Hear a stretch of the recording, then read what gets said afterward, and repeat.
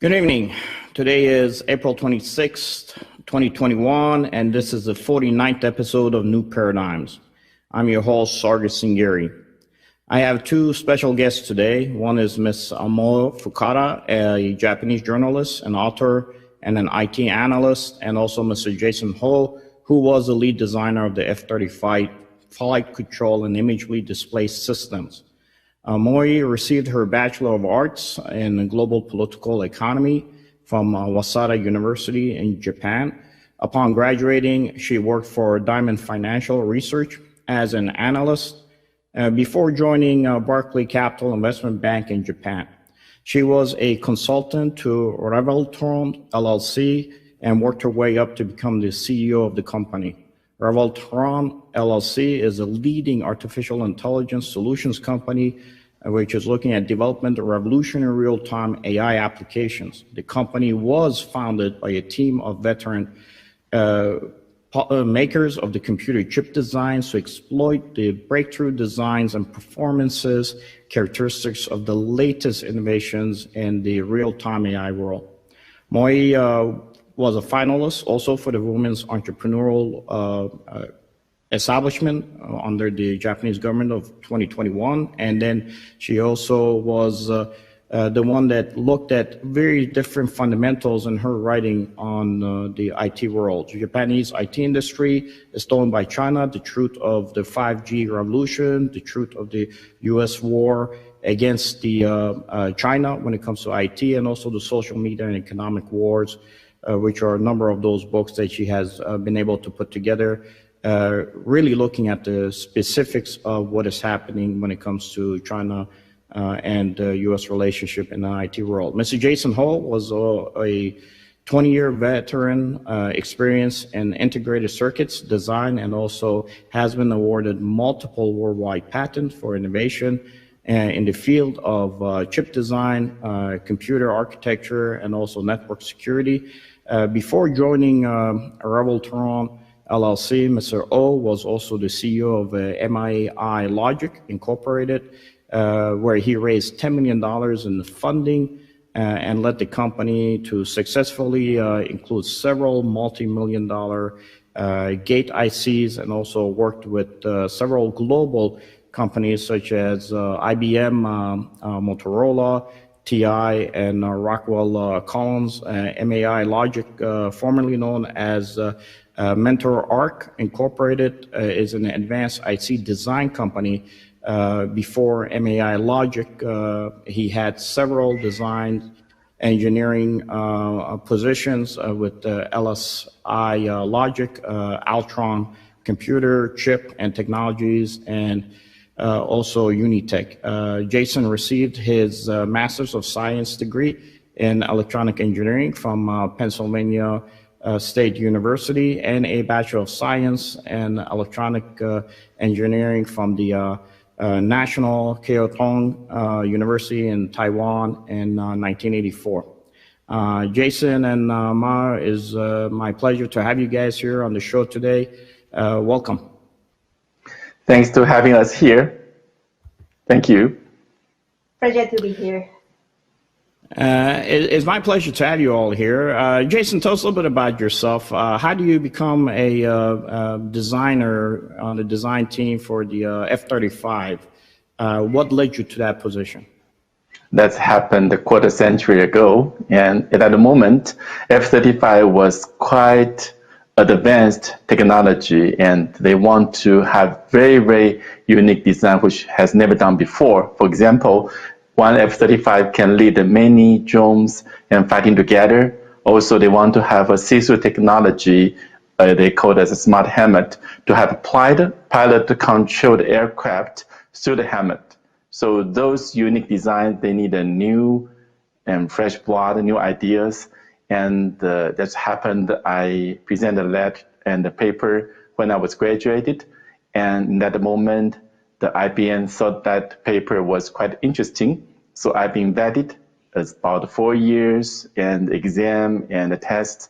And finally, my proposal got accepted by the Lockheed Martin. And then how I joined F-35 design.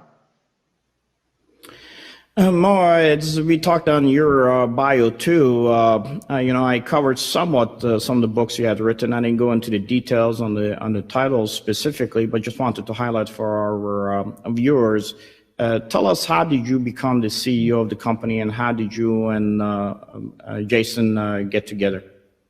Back to 2010,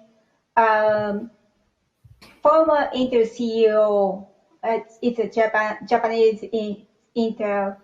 He introduced me to him, and he invited me to join Brevatron. So I was not a computer expert, but his invention could help Japanese nuclear reactor program. So I decided to join this company. I know that today we're looking at specifically what's happening with China, especially the spying that's taking place with a lot of our technology being stolen. I know we're going to cover some of the stuff that you had to deal with, Jason, and exposing when it came to what they did with your patents that you had actually put together, and also with the F-35. And before we go in there, I know that Ma, also that President Biden did meet with the Prime Minister of Japan. I know that there's been a push somewhat for Japan to be able to help China when it comes to some of the technologies that Japan is world famous for. And I know that there's some, hesitancy from various different global competitors as to why maybe those steps should not be taken. But with that said, I think we can start with you, Jason, first. Tell us a little bit about what are some of the concerns that you may have, given the fact that you work on the F-35. And I think we have some slides here to go through anyway that kind of lets our viewers understand that China is definitely trying to expand its footprint when it comes to stealing intellectual property, as most know. And what are some of the ramifications, especially when it comes to key requirements for the U.S. strategic defense systems that we use, like the F-35? It is a known fact. China has learned everything about F-35. Our government has acknowledged, and China has gained all the details of the F-35 design. But very few people understand. And China obtained the F-35 is not just the technology itself, but actually China altered or changed their Air Force from the Russia system into the American system. This is a very audacious move. It's not an easy task. And especially F-35, extremely different than the traditional and the jet fighters. And first, I mentioned, is controlled by the smart helmet. Everything is controlled by the pilot. There has a very advanced 3D technology, holographic technology, and see-through technology. That's never happened before. And for China to take in this new type of design, it's not an easy task. It's not just aircraft itself, but all the army system has to be changed. All the supply chain, everything has to be changed according to it. And F-35 is the first and fighter system, jet fighter system, integrated and optical designs into it. So it is a system and including the electronic portions and optical portion together. And this is open knowledge. China successfully obtained all the 35 technology. There's a numerous report about it. But most people think that went through the espionage or goes through the electronic hacking, but it's more than that. China claims and their counterfeit F-35 not only comparable to US F-35, but even better. And it means it's not the technology itself, also the system behind it, and how the people fly it, how people control it, and how to maneuver in the space, how to make a battle plan. That's beyond just a source code, just a design file itself. China has demonstrated and those panels and those smart helmet, even radar system, they are all identical to F-35.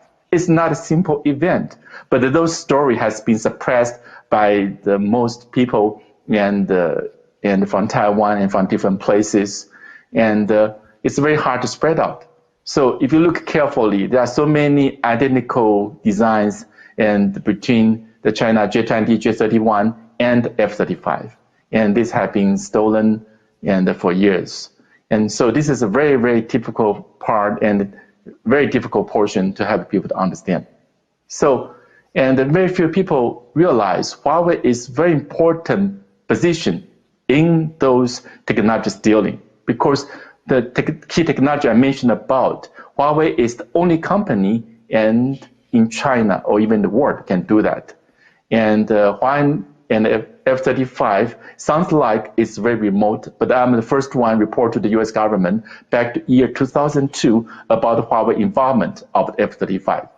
And Huawei smartly went through the Taiwan, and most people think Taiwan is rival to the China. So US and most companies, US politicians that got off from the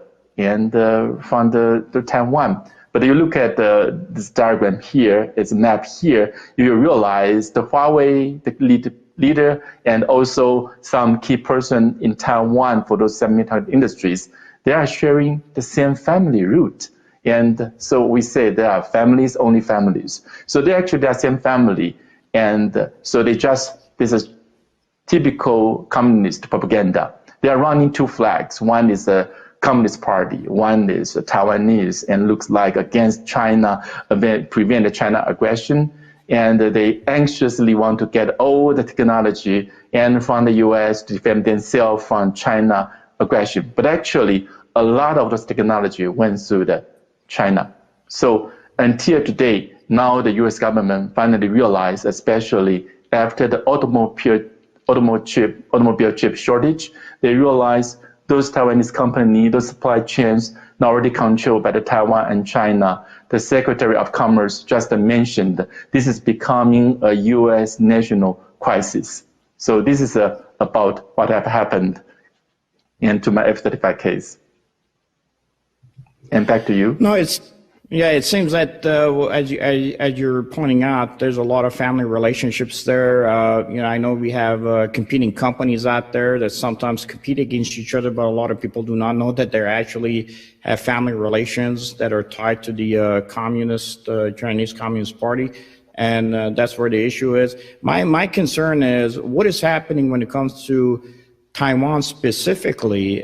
Is it possible that there's a backdoor, as you're saying, that whatever is being, what we believe, moved through our allies could be a backdoor through Taiwan that still ends up in CCP's hands? It's a very important thing. Most US people doesn't understand the definition of company in China or in Taiwan. Extremely different than here. In Taiwan, a company is more than like an organization, a very sophisticated organization. They are not a company. They have people working behind. So, and as those pictures showed, and the even U.S. government sent the letter to the Taiwan to ask for help about the F-35 shortage, but unfortunately, those issues will not be resolved easily. And so the key point is, and I hope the politician here, the government here, and also the most company here, just as the Secretary of Commerce, she mentioned, and U.S. companies must have a counterintelligence ability. And that's unfortunately the steps and those companies in Taiwan, China, they are doing as an organization, and that's how the U.S. company has to do today. No, look, I think it's some of the stuff is not, rocket science, as they say. I mean, it's very simple. If you know that there's Company A that is controlled by the Chinese Communist Party and Company B that is operating either out of Taiwan or other places in the U.S., and you have the leadership of Company B being related family-wise to members of the family of the Communist Party that is, in charge of Company A, it should be a no-brainer. I'm a little bit surprised that as we have the slide, if you could kind of break down a little bit this slide, maybe this will make a little bit more sense to our viewers about how the families are actually all tied into these companies. Just this one slide, if you could focus on this a little bit for us, Jason, maybe this will define some things for our audiences. Sure, and you can see and those organizations coming from and the family, the people back to the World War II. And Zhou Enlai is the founder of one of the founders of the Communist Party. And also the Du Yuesheng is a very important and the leader of an organization, and most Chinese people call it the Green Gang. And Green Gang is the reason the Communist Party won the war against the KMT back after the World War II. But actually, there's a lot of stories, a lot of relationship behind those two people. So they show the sophistication and about the Chinese organizations. The same thing like the companies. As you mentioned, the Taiwanese company, Chinese company, but always, for example, people ask about Huawei. I will ask, what Huawei? There's thousands, tens of thousands company registered under the Huawei's name. So it's very difficult for people to realize which Huawei it is. And also, and always Taiwanese, Chinese like to do is, for example, the A company holding the B company holding the C company holding the A company, becoming a circle. So who is the real owner? It's very hard to trace back who is who and what is what. So facing and the war against communist aggression, there's only one solution. We have to realize those companies, they are organizations. They are not companies. If people still think TSMC just a semiconductor manufacturing company, they are totally wrong. They don't understand the sophistication behind it. In my case, and back to 2000, year 2000, that's almost 21 years ago. And we have had the same thing happened. I was the lead designer of F35 chip. We made a chip for the Lockheed Martin. We anxiously want to get a chip from the TSMC. But we cannot get it. At TSMC, there's technology problem. Maybe people doesn't understand and what the TSMC role it is. I make an example. And it's just like and the book and the business. For example, I'm the writer, created some book. And TSMC just the printing shop. And when we ask TSMC, actually they are printing the chip, but printing the book, and TSMC will say, oh, I'm sorry, your book is so badly written, I cannot print it. That's always the TSMC why to use the same example and same excuse. And for the F-35, because we want to sabotage the program to allow China to catch up with the US F-35 development. And that's the same thing today. Now TSMC talk about the automobile chip shortage. That's about the same thing. So if you look at the timeline carefully, and we cannot get our chip from TSMC, that cost us about a 5 years delay on the F-35 program. But the TSMC gained our knowledge about our F-35 design. Actually, directly or indirectly, it helped China to have their counterfeit F-35, the J-20 and J-31st, almost available at the same time as F-35. It's amazing because and the US already have a system built up for F-35, but China is different. They not only need to create a counterfeit F-35, also need to reinvent their Air Force to match the US Air Force system. So, and the China, the J-30, J-31 and the J-20, only 2 years behind the US F-35 schedule. So just imagine, without a lot of penetrations, without a lot of backdoors, how possible China can make those happening so fast? It's very easy when you can steal the information and basically bypass it. You know, you go from having no capabilities or idea about having a kind of aircraft that we have at the F-35, and suddenly you have the manual already ready to go without your infrastructure even being set up for it. And knowing how that China really looks at it from an information operational process before it even commits its companies or even its structures within its government to be able to see what they need to do to be able to get to that final goal, which is, in this case is going to be, being more powerful on the global stage than the United States is on multiple continents. You cannot just manufacture these things out of magic. But unfortunately, for whatever reason, it seems like our intelligence capability is not seeing these things or not highlighting it, and doesn't help the fact that in one of the slides we have individuals that even ran for possibly becoming presidents of the United States that are somehow either directly or indirectly tied to these companies, and how these companies are able to influence U.S. Political decision making when it comes to our approaches to securing ourselves, especially when it comes to the F-35 design. Ma, I want to get to you a little bit too on this, because I know that you've looked at it from basically what China is doing, as I said in the bio, with stealing Japanese intellectual property too. It's not just the U.S. that they steal from. Where is it that they're able to influence Japan, maybe even at the political level? And what are some of the things that we need to be at least cognizant of? Well, I think yes, it's certain. And Did we lose her? Did we lose her audio? yeah, listen to the Okay. audio. Listen, yes, yes. And let me just repeat the question. Jason, I'll go ahead, since you're sitting next to her. If you could kind of explain to her what I was trying to ask. Okay, and first I want to say sorry to her, because I'm the person and make her become a victim of those terrible international crime. Even I warned her in advance, but that she never realized. And once really happening, it's really, it's terrible experience. It's beyond the word can describe. So she thought, and I think everyone would think, Japan is a country, it's a U.S. ally, it's a democratic country. And she's unprepared. She's unprepared because whatever happened in Japan, we didn't realize actually it's worse than anywhere else. And we heard the China penetration to Australia, to the New Zealand, and other European nations. But there's almost no report about the Japanese issues. And always I'm wondering, and the Japanese government, is China ally or part of Communist Party? This is really, and what we have experienced through.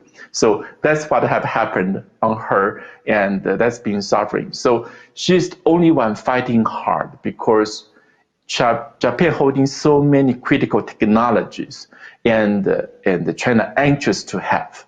But China definitely cannot have it, because Japanese people, you just look at the poll, they don't like in Chinese. Unfortunately, it's not a prejudice, but it's just the long history between the China and Japan. And Japan ruled Taiwan before, so, and Japanese, they are very close to Taiwan. So it's no brainer. And the Communist Party knows this is a very good opportunity. So they use Taiwan to penetrate into Japan. So whoever tried to attack Taiwan, they would say, oh, you are China's spy. You try to break up the Taiwan and the Japan allied ties, and to help the Communist Party to make pressure to Taiwan. Actually, it's not the case. So she's been fighting by herself so terribly. And you cannot imagine in US here, and people talk about the semiconductor shortage and talking about old issue. We can talk about it openly, even there are many issues, but still we can talk openly. But in Japan, everything negative about Taiwan is totally censored, completely censored. And unfortunately, Moe is the only person, only voice in Japan now talk about, wait a minute, and those people in charge of the semiconductor industry in Taiwan, they are families with the founders of the Communist Party.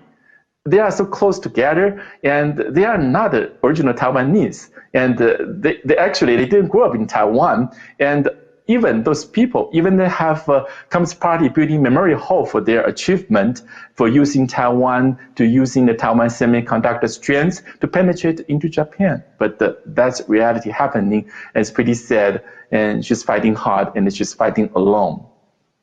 I was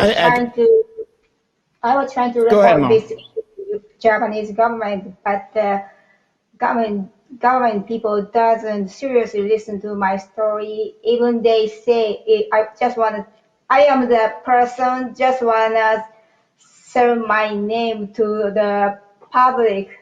So they think I am just a journalist who wants to be famous. And also, I'm trying to expose those espionage cases over the internet.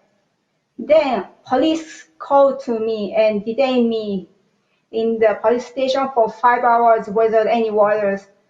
I was not allowed to bring my attorney. I was so surprised. And because Moich, Yeah, I'm surprised that, it's unfortunate, you figure that your journalists would be listened to, but we live in a time that regardless across the globe is very difficult. China's information operation is very extensive, and I do know that they do have a lot of effects also in Japan. I think, Mao, if you can see him, I think he has a couple of slides I'm going to put up. Maybe you could talk about them if you can hear me now. Yeah. The person who took our technology, his name is Wu Guo, the person in the middle. He is Chinese, but he took Japanese identity. He stole Japanese identity. How he took Japanese identity is very, very, very, how can I say, strange. The person real Japanese, who died in China, Mr. Wu Yefang, Wu Siguo's father, he claimed he is the son of the Japanese and sent a letter to the Japanese government and get the Japanese citizen. Then Wu Siguo claimed he is a Wu Yefang's son, then he becoming a Japanese citizen.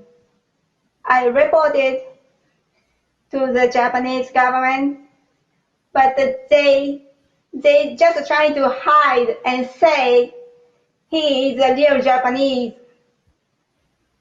So I was very surprised.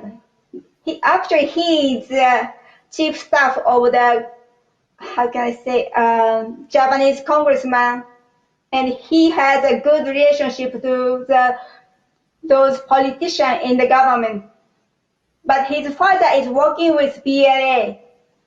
And also, even I expose his real identity over the internet, but Taiwanese news show saying I am a liar. I am a scammer. So this Wu Suguo is not Mr. F. I am lying. I am lying because I am a fraud. The news TV show said. That news TV show is very close to Tsai Ing-wen, Taiwanese president. So both of government, Taiwan, Japan, both of government trying to hide this espionage case. Yeah, and I think on the slide that as our viewers were looking, I know you had him as Mr. F. Part of the reason is because there's so much ability for Chinese information operations to affect even how we present information here. The reason Mr. F is used here is because if his name is mentioned anywhere, whether it be on YouTube or on Facebook, that is completely censored. So that's why you call him Mr. F rather than putting his entire name out there. It's unfortunate that people don't want to just have the information out there and debate it. But journalists here who have in the past in the United States exposed networks that have not been beneficial for the government have also been under a lot of scrutiny. But I think that from what you're saying and from what you're showing us is that all you're asking is for the Japanese government or the United States in this case to look into these link analysis and verify and validate whether or not the information that's being put out is correct or not. It should not be just news networks that are fighting against what you're putting out there. They should be actually supporting it. It has to be done through a process of the government. I do know that Japan is a little bit under much more difficult parameters when it comes to how much the state apparatus can get involved in private companies. And I do know sometimes, they kind of work in funnels, which is a little bit different than how we operate here in the United States. But that still should not be the main stoppage when it comes to at least trying to follow through to see whether or not the information you and Jason are sharing is true or not. And it seems most of this is really kind of open source. There's nothing really out here that we're talking about that may not have been found out by anybody who just asked simple questions. Who's the CEO of company A? Who's the CEO of company B? And what are the family ties within those companies? That should be just a no-brainer. Jason, why do you think it's so difficult? Why is it that there's so much difficulty for whether it be the United States? And I do know that you have given your statements to the Department of Justice, at least here in the United States, on these issues. Why do you think it's so difficult for government systems to try to at least pursue looking at how this technology is being stolen and why it's being stolen? I think come to the fundamental issue is money, because Taiwan spend millions of dollars in think tank, in donations in Washington, D.C. And those think tanks actually is helping China and to hide the truth, always give the different direction of the problem of the issues. And for example, we try to warn the TSMC, they already control the automobile industry. Even the Moy wrote about an article last year warning the automobile industry might be under the TSMC and this limitation. No one taking care of it until the issue happened. Now the Secretary of Commerce said this is a U.S. national crisis. So look at what Moy has mentioned. The stories have two issues. First, when she disclosed the spy network and what she has, and it's not supported by the police, by the Japanese government, but actually she has been intent. And also there's a gag order from her. She cannot talk about those China spy network in Japan. That's incredible. But another thing is people, I hope viewer can think, it is not nothing to do about Taiwan. It is about the China spy network in Japan. But Taiwanese media coming out to say Moy is a China spy. Taiwanese media talk about Moy is a Taiwanese enemy. Taiwanese media talk about, and those spy network is misunderstanding from Moy. She just want to make a fame, make a name over the internet. And just think how possible it is happening. For example, and we catch a Russia spy. Suddenly, the U.S. government coming out and say, no, that is not a Russia spy. This is someone that's very good. Whoever disclosed that Russia spy is definitely someone has trouble, someone has fraud. That's about the same thing. So that's the most amazing part. That's sophistication makes us very difficult to make people aware.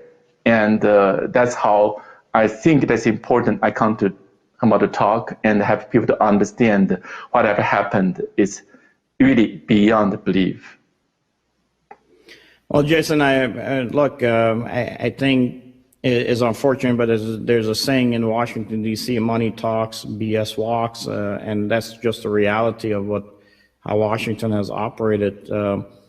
Corruption at the end of the day is what really causes a lot of the issues and problems we have. And sometimes I think what happens is governmental systems, depending on what the agency is, unfortunately, if they come out and say that we knew that China was doing, or the Chinese Communist Party was doing these things for so many years, the first thing people are going to ask is, well, why are you telling us now? Why didn't you do anything about it in those years? And sometimes, unfortunately, bureaucracies try to self-protect themselves. In that process, it happens that they actually do more damage, not only to the country that they're representing, but also themselves in the long run. And it loses the trust of the people, whether or not those governmental systems are capable of doing what they have to do. And at the end of the day, the only thing we can kind of look at and say, well, if you're not doing your job, then either you're incompetent or you're corrupt. Unfortunately, it's kind of sometimes a combination of the two that gets us to a point where we are today. The reality is that as we have seen multiple sources indicate that the F-35 and its technology were stolen. I do know that you have some patents that you had worked on, Jason, that you had actually designed. Are those patents in your control right now, or were those patents also part of what the steal that took place with the F-35? Possibly. I think come to the intellectual property, that's a little bit sophisticated. Definitely, I still own some patent, but the more things is trade secrets, and those trade secrets is not yet patented. As long as remain as a trade secrets, usually, and I still holding those intellectual property right. It's not holding by myself, but it's under the company's property. So, and those trade secrets definitely can give a position, because the most interesting part, and the design of the F-35, the flight control and image display system, that's almost a quarter century ago, actually 25 years ago. And I was young, and like everyone, and doing when they are young, and we make mistakes. So I made some mistake in those designs. Ironically, when I saw the news, Chinese news propaganda talk about how great the J-20 and J-31 is back to 2014, I realized they made the same mistake as I did back to 1996. So it's very easy to prove at the court. If I made this mistake, I can show I made this mistake back to 1996. And you made the same mistake. Just like, for example, you copy someone else's writing and people make a wrong spelling. You made the same wrong spelling, not only once, but twice and 3 times. Definitely, every court will understand easily this is a stealing. So in my case, not only I'm still holding those trade secrets, but also I can prove at the court easily. And because China make the same mistakes as I did back to 25 years ago, so I can prove I should the person owning those trade secrets. As a result, if I own those trade secrets, and because most of those trade secrets now is holding under the Huawei. Huawei is collecting billions of US dollars worldwide of the patents they applied based on the trade secrets I developed. So I believe the US court system should have a chance. I can fight back to say, no, those patents should come back, and for the US to own, for the US company to own, for US citizens to own, because that's stealing from the US. So I want to do one more thing than the government talk about. Government just talk about we should prevent the US stealing, China stealing the US technology. But I want to do one more thing. I want to make a case. Not only want to prevent the China stealing the US technology, also we can use the US legal system, have them to pay back. Whatever the benefit, the money they got illegally from the US companies, they have to pay back. So I hope I have a chance to show at the court.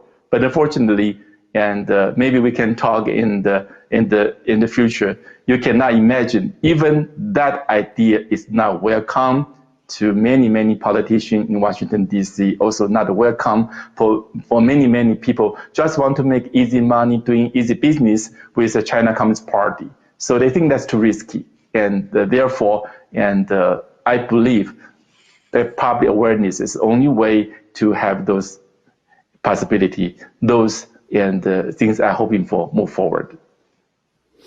No, I agree with you. I think, most politicians do not take a step forward because they're always worried, about the next election, and they're not going to risk their careers and possibly having Chinese Communist Party through other business connections pour millions of dollars into the coffers of an opponent to run against them. So they're risk averse. But I think everything that you laid out here can be probably put through certain channels, both at the State Department and also at the on Capitol Hill, where it allows them to at least have the research information to be able to use it to make much better policy and possibly change laws to ensure that guys like you who have intellectual property, something that you have put on the table, does not just get stolen.